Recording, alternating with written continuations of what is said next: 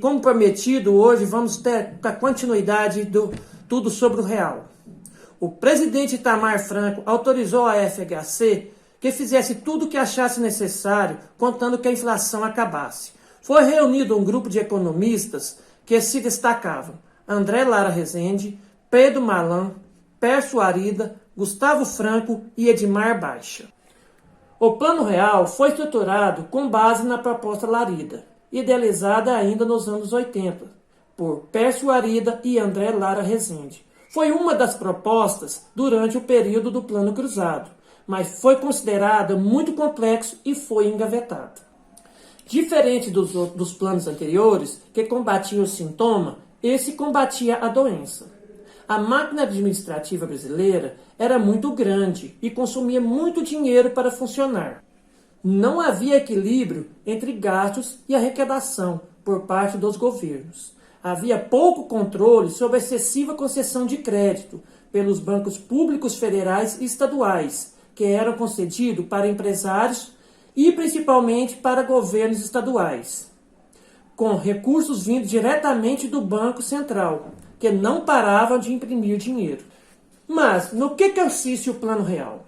O Plano Real possui 3 fases: o Programa de Ação Imediata, a criação da URV e a implantação da nova moeda.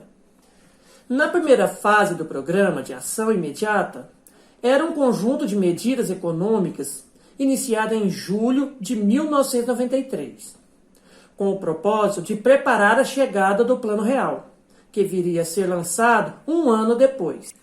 Era uma espécie de arrumada na casa, para equilibrar as contas públicas, com redução de despesas e aumento de receita.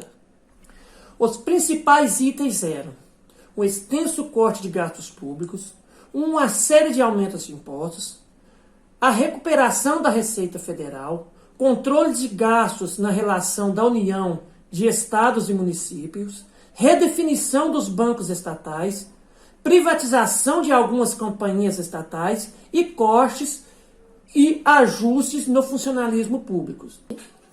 Na segunda fase, foi a criação da URV, que nunca existiu fisicamente. Não existe cédulas de URV.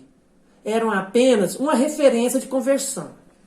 Trata-se de uma moeda virtual, atrelada à cotação do dólar do dia anterior, e seria introduzida juntamente com a moeda antiga para fazer aos poucos a transição para a nova moeda de fato.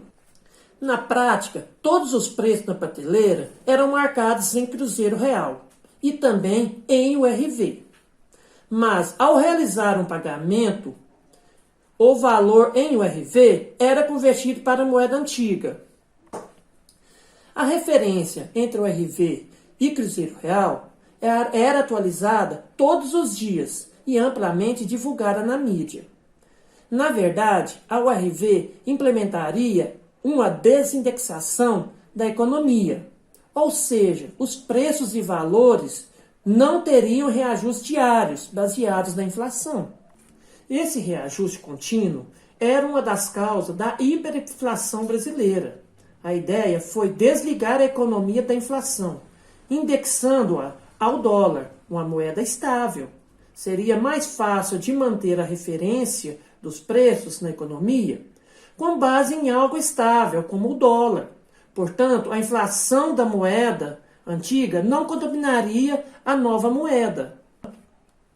A terceira fase foi simplesmente a introdução da nova moeda, substituindo totalmente a antiga. Vocês sabem de quem é aquela figura feminina que aparece nas cédulas? É a efígie da República. Mas efígie não é o nome da mulher, e sim o nome que se dá para qualquer imagem representada nas cédulas. No Brasil, a mulher das notas de real é uma representação alegórica da República Brasileira. E por qual motivo foram usadas figuras de animais no real?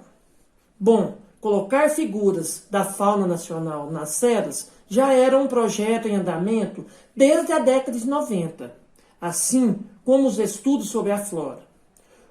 O que a necessidade de uma rápida mudança para o real fez com que os modelos que já estavam em fase de análise fossem colocados em prática.